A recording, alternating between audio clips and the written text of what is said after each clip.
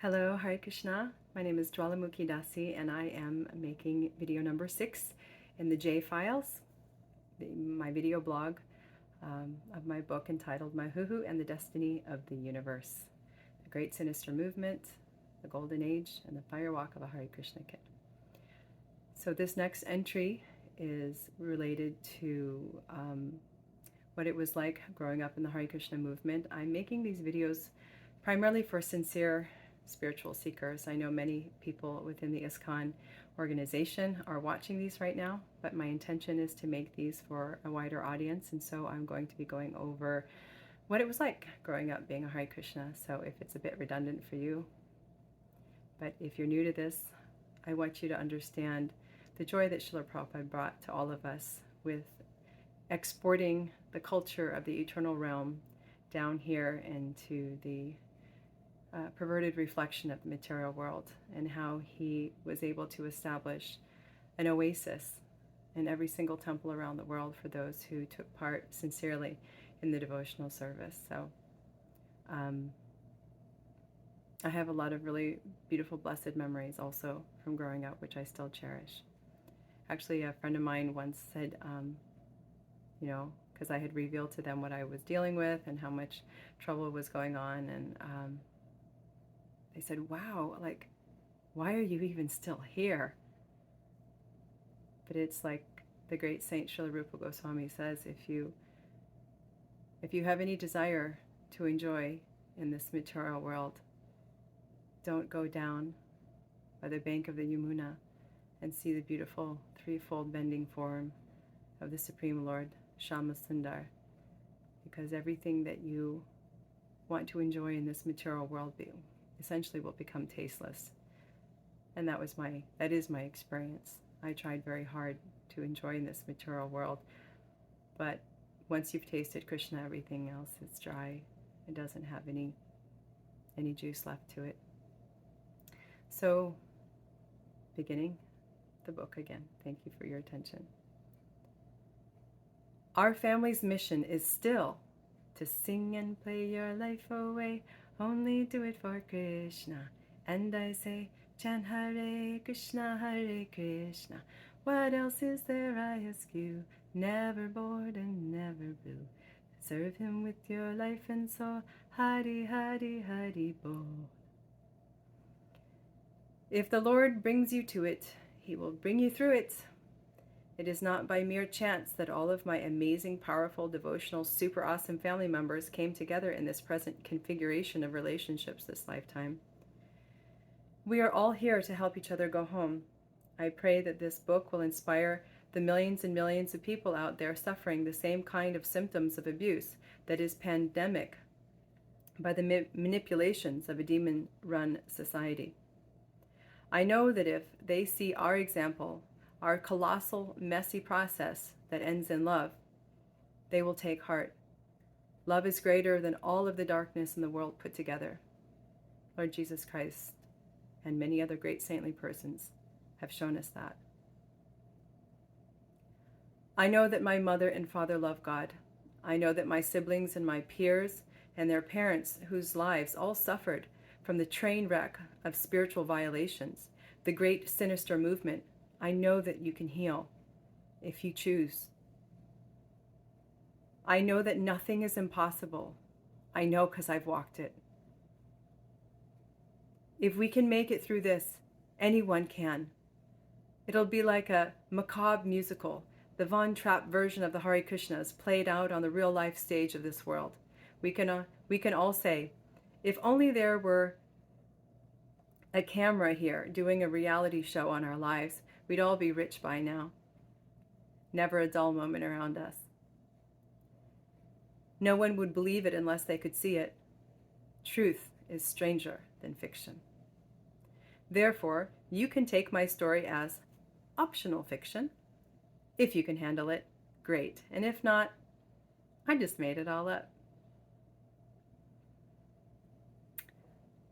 My parents have 5 children. One of them died right after birth. I'm the second eldest. All of us inherited our parents' talents with a few extra of our own. We were like the Hare Krishna version of the Von Trapp family from The Sound of Music. My mother is a songwriter and would sing all day, teaching us songs of Krishna. And my siblings grew to love Krishna as the charming Supreme Lord. And Srila Prabhupada, his great devotee, was our affectionate grandfather. As children growing up in this spiritual revolutionary movement, we sang daily of Srila Prabhupada's character and our gratitude to him. We were taught that the proper way to approach God is through his pure servant, just like one has to approach a big man through proper channels. It was our duty of love to imbibe all that he taught us and to give this gift of love to others. The older children who had his personal association cherish it as the gem of their lives still to this day. I myself feel very fortunate to say that in the summer of 1976, when I was just 1 month old, he gave my mother a cookie, which she gave me, my claim to fame. I grew up in the Iskcon society, attending the Gurukuls in several different centers in the United States. Srila Prabhupada gave extensive instruction on how these schools were to raise a generation of well cared for and spiritually educated ladies and gentlemen. He came from a loving, high-class merchant family where it was the norm that all the children from the multi-family home are cared for and treated as one's own. Traditional gurukuls in India, where children were sent to learn spiritual values and self-control, were generationally run by gurus and teachers who would care and instruct them as if they were their own children, very affectionately. Srila Prabhupada was ambitious that this system could be replaced here in the West. I, like many other gurukulis or veterans of such schools, we moved many times and experienced the novice attempts of young adults, most of whom had no teacher or childcare training, to pass on the ancient culture and eternal teachings of the Vedic culture, which they themselves had just heard about a few months prior. Needless to say, their own fledgling faith, lack of practical spiritual realization, and the sheer misapplication of power in the position of caretakers, or the fact that the most rejected people were often placed as the staff, being seen as not good enough for anything else, or just shuffled pedophiles from one center to another while it was being covered up by the local guru goon. This ended unilaterally in disaster. Additionally, sinister forces who infiltrated this genuine spiritual movement set up an organized ring of pedophiles in an underhanded attempt to destroy all that Srila Prabhupada taught and replace it with just the shell of mundane religion, controlled by the typical demon systems. This was the farthest cry from what Srila Prabhupada had envisioned, and is in fact a tragedy of massive proportions, its repercussions still not fully comprehended. My book is an attempt to shed some light on what really happened, so that we can heal and move forward as a society with our mission of spreading love of Godhead. This can only be done when the poison is separated from the nectar, the cheaters from the saints. Many of my peers still love Srila Prabhupada and Krishna, have a basic understanding and faith in the teachings, but are emotionally and in many cases physically and psychologically seriously damaged. The gamut runs from seemingly well-adjusted and quite happy to addicted to various substances and having strings of broken marriages and affairs and other undiagnosed dysfunctions. And then there are the dozens and dozens of suicides that still continue. It is with a very sad heart that I have to say that a dear friend of mine, less than a month ago, passed away of a broken heart. She had also gone through a lot of abuse, and I spent 8 months. She had come down and unexpectedly knocked on my door, and I did everything I could to try to help her. But it was one of the hardest lessons I've had to learn, that sometimes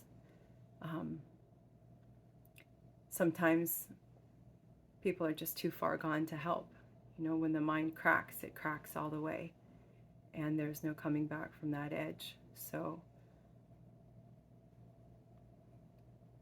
she willed herself to die, and her body cooperated. And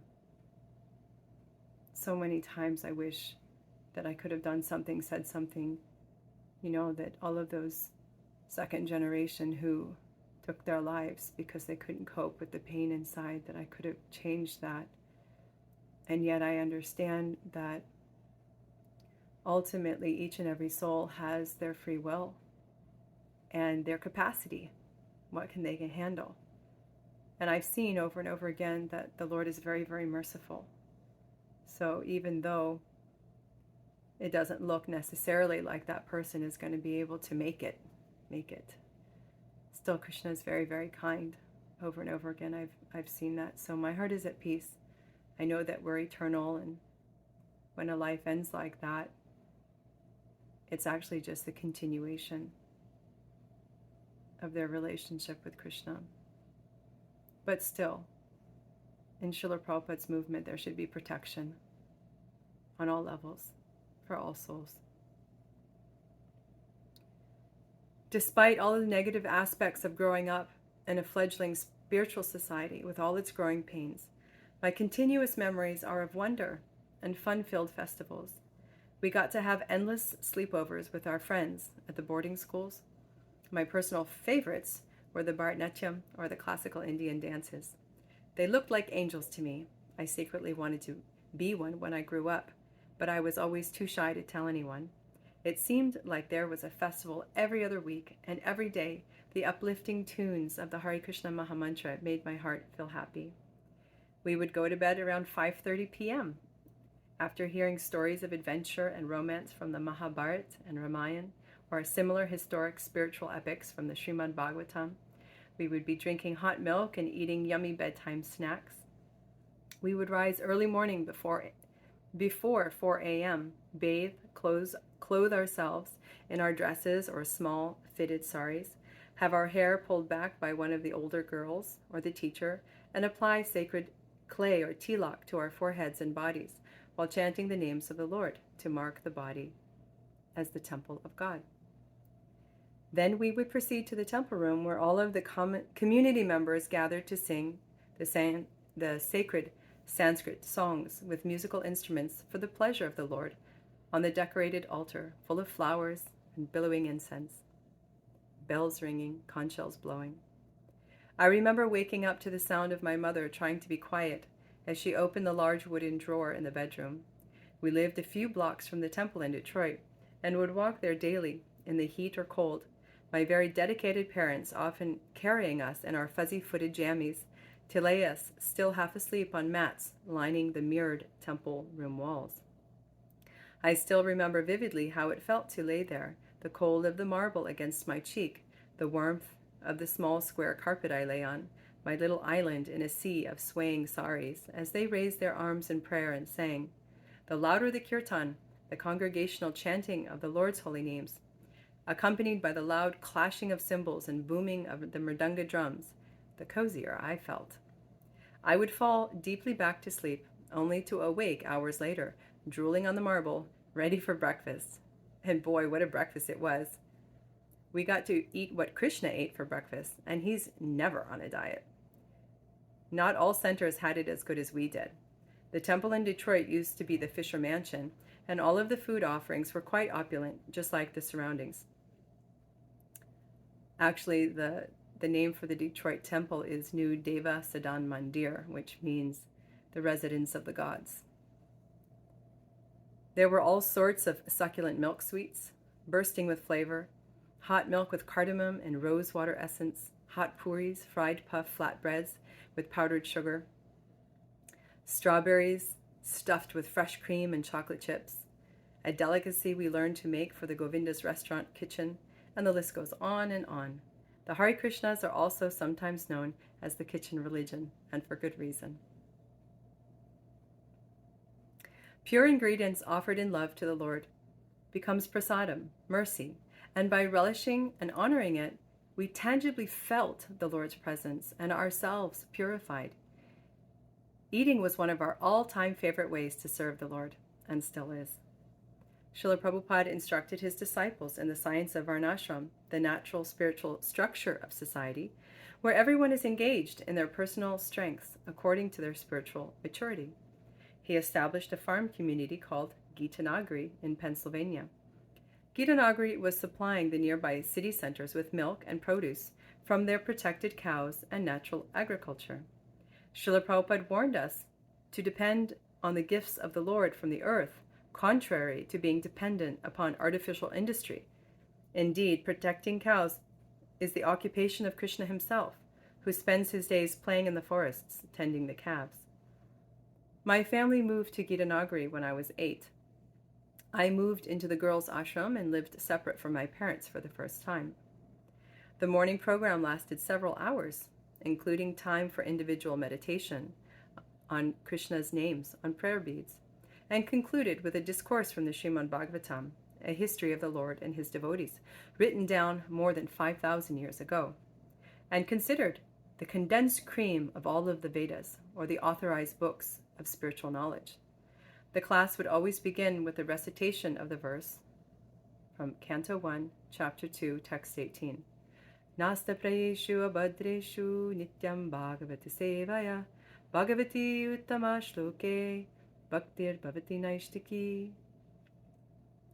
By regular attendance in classes on the Bhagavatam, and by rendering of service to the pure devotee, all that is troublesome to the heart is almost completely destroyed, and loving service unto the personality of Godhead, who is praised with transcendental songs, is established as an irrevocable fact. After the class came questions and answers, and then a hearty homemade breakfast. One of my favorites was the freshly made bucket of yogurt milked from our protected cows the day before. We got to spend time in the barn milking the cows and sometimes feeding the calves with large bottles.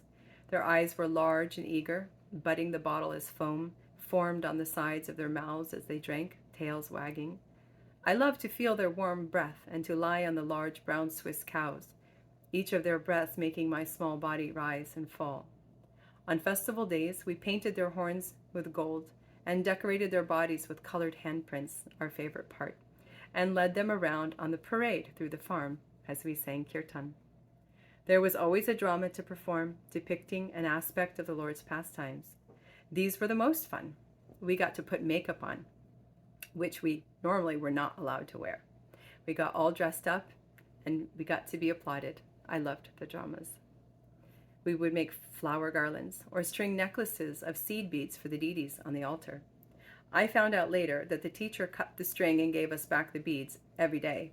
The necklaces that I made with such care and devotion that were supposed to be offered to their lordships were considered by my teacher just busy work to keep us quiet, while the adults did important things, like serve God by listening to class. Ha!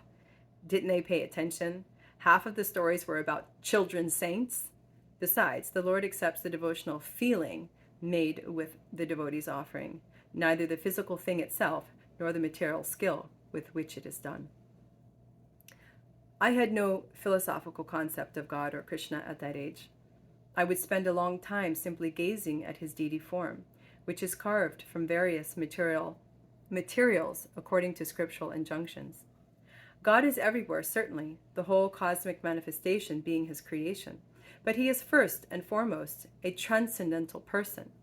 How could we be persons if we did not come from a supreme person?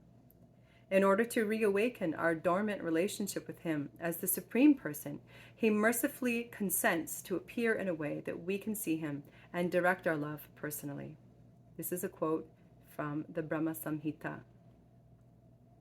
Ishvara Parama Krishna Sachidananda Vigraha Anadiradir Govinda Sarvakarana Karanam. Translation. Krishna, who is known as Govinda, is the supreme Godhead. He has an eternal blissful spiritual body. He is the origin of all. He has no other origin, and he is the prime cause of all causes. Srila Prabhupada gave the analogy of a postbox. If one wants to send mail, he cannot put it in just any box and expect it to arrive at its destination. One has to put it in a box authorized by the official postal services. Then there is a system of delivery. Similarly, the form of the Lord is not carved according to imagination. It is not an idol. It is described in great detail by the Vedic scriptures given by the Lord, and is an authorized form to receive our worship. This form, made of material elements, is considered non-different from the all-pervading source of all that be, because he is also absolute. He is simultaneously one with and different from his creation. One time I remember I was around 5 or 6, sitting in front of Lord Jagannath, translated as the Lord of the Universe. His form is very large-featured, jolly-looking, carved out of wood, and painted with bright primary colors. This is the same form that is worshipped in Orissa, India, for the last several thousand years.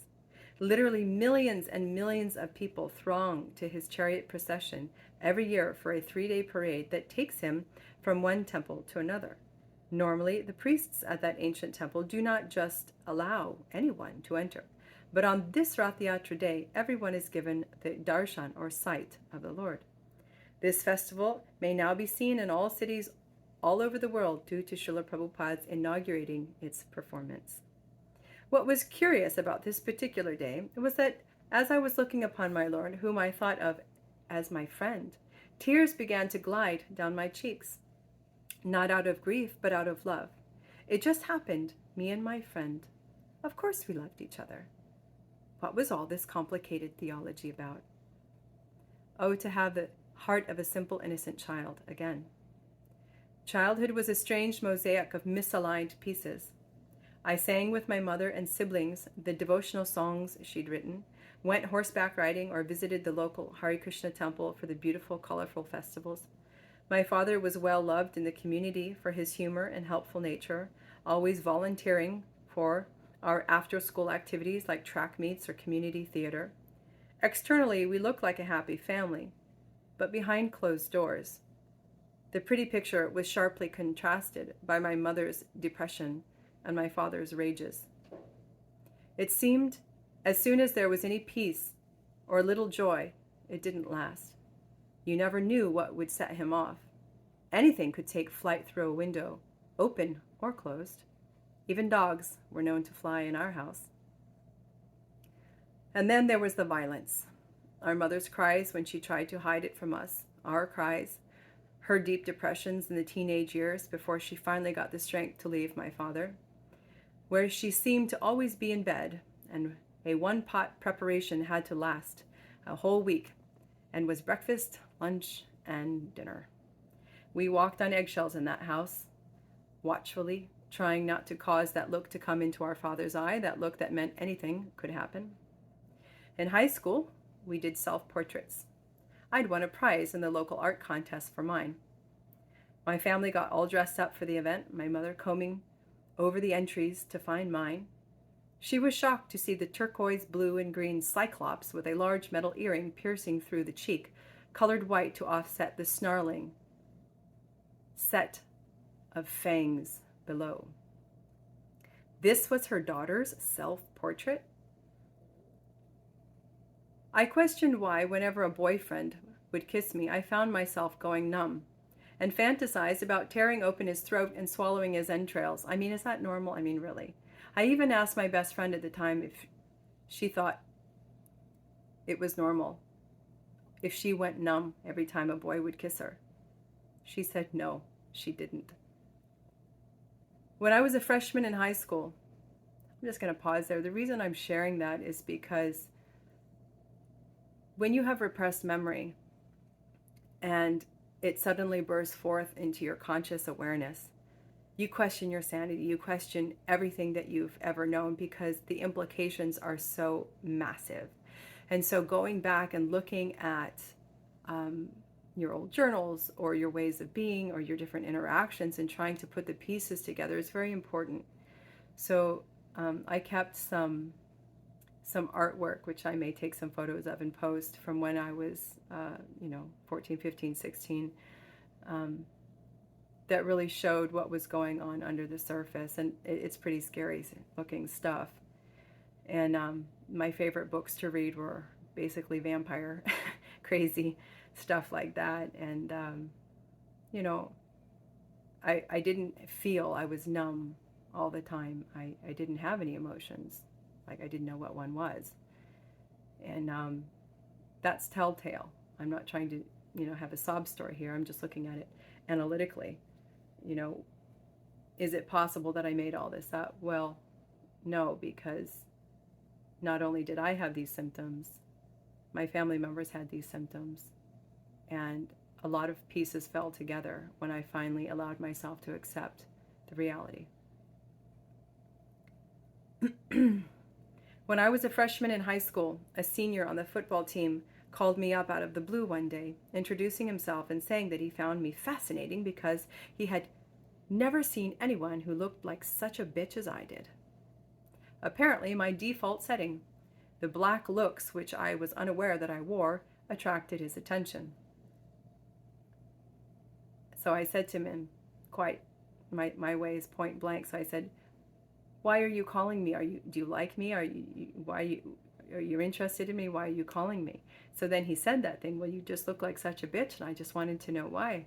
So then I said, "Well, why didn't you say so?" And then we became really good friends. And we used to call each other a lot and just talk about philosophy, and talked about a suicide one night. Anyhow, thought that was interesting. I was always the designated driver and an existential party pooper. I just couldn't get into it. Though don't get me wrong, I did try. Although to the world I appeared talented and creative and was an excellent student, inside it felt as if I was always standing to the side and watching, an observer in my own life. Later I discovered that this is a common experience for survivors of extreme abuse. This feeling of standing outside oneself. It is a brilliant mechanism which allows for the separation of the subtle body when pain threatens life itself, allowing some relief as one observes the situation from far away. Half of my school years were spent in Iskcon, and the other half in so-called regular or secular society, where I graduated from high school. I had experience of both worlds and traveled overseas to Sweden as an exchange student to get away from small-town America and hell at home. That is where I ran away at the age of 18 and ended up rejoining the Hare Krishna movement. Although I had been raised in it through both of my parents, we drifted away leading up to the divorce. The temple in Sweden was as far as I could get from my home in Salem, Ohio. There's a lot of funny stories there, but they may not be relevant for the topic of the J files. But I just found it amazing how Krishna works in such wonderful ways. I had gone to this extremely cold country, and if you fill out those forms where they say, tell us a little bit about yourself and your background and your religion. Well, I just innocently put Hare Krishna, not knowing anything about the demographics and tastes of the Swedish people. So I put Hare Krishna because that was, what I identified with. And so when they have exchange students there, they have like a orientation camp, and then host families adopt you for the year out of that orientation camp. But because I had written Hare Krishna in the blank, I was homeless for 2 weeks, and the last one to be adopted, this very kind lady in North Sweden, Luleå, Kerstin Nilsson, was very kind and allowed me to stay in her home with her 2 adopted daughters, which is probably why she had a big enough heart to let me in. But I had some very amazing transformational experiences there, and yeah. Singing is another passion of mine, and there was regular opportunity in the daily temple kirtans to practice. The call-and-response style chanting inspired my best, and it was another way I could offer my heart to the Lord. Stay tuned. I'm going to be putting it on an album any day now. Helping animals was almost a compulsion, especially the hurt ones. They always found me somehow. Last time I counted, I'd had at least a dozen rescues, 42 pets, including the fish, and even once a rabbit I'd made a wheelchair for out of a toy car because his back legs were paralyzed.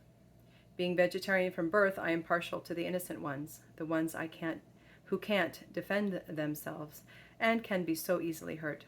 Soon I was to find out why this need to rescue those in suffering went so deep.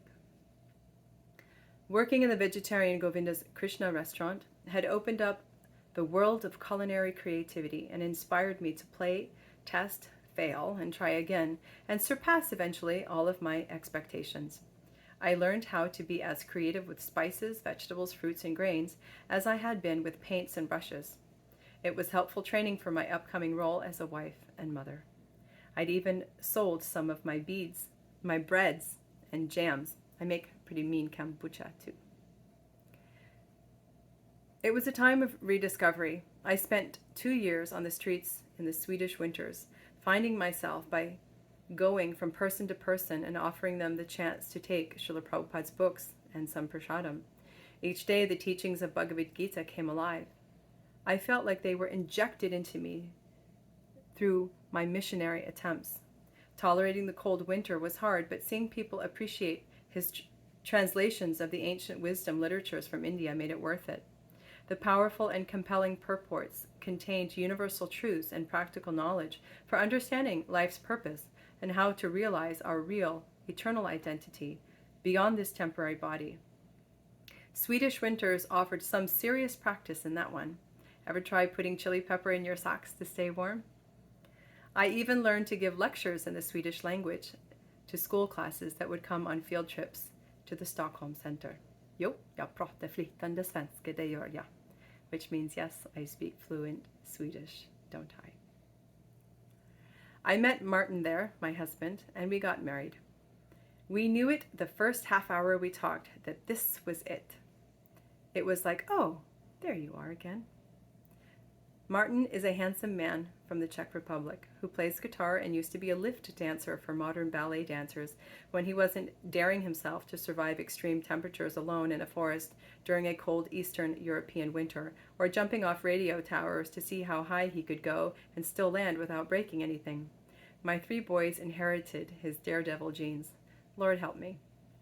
Over many years, Martin and I were very involved in temple services and other outreach projects under the scope of Iskcon. In fact, my heart always pulled me to spend most of my time and energy on so-called spiritual pursuits to the detriment of our family structure, our marital relationship, and our finances, which my saintly husband bore valiantly. Looking back, I see that my behavior and the looking outward or upward, the constant feeling to run away, had far more to do with my experiences as a child than my so-called renunciation or spirituality. I lived in a different world. I lived in a disassociated world. No wonder it was hard to function in most any practical sense. Hindsight is 20/20. In my mid-30s, while driving my children to school, I had my first of many, many panic attacks. The traffic light would change and my stomach would lurch into my throat, my heart racing at the sound of a phone ringing. So strange. And I could not connect it to anything in my external environment. What was happening to me? In addition to that, I was also beset with chronic health issues, mostly related to the reproductive system. Nothing I tried worked. My jaw was tight. I would get migraines. The back of my neck felt like I wore a metal yoke 24/7. There were other telltale signs or symptoms of abuse which I had just become used to and didn't even consider as abnormal. Only as I was well underway in the healing process did I even recognize the signs which had been there all along. In 10 years of marriage, Martin and I never lived alone. We always had some project person we were trying to help to get on their feet, or house guests, room renters, you name it.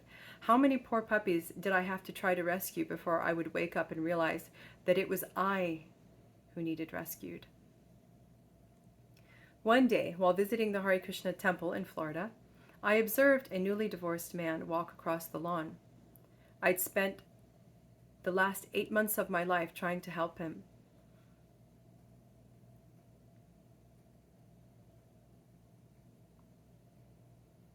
I think I'm going to end it right here because this next part is very important and it deserves its own section. So thank you for watching. I had a dear friend call me today and say, when is your next video coming out? I'm waiting for them. I love them. So I really appreciate your patience and your interest in my humble story. And I look forward to talking to you soon. Hare Krishna.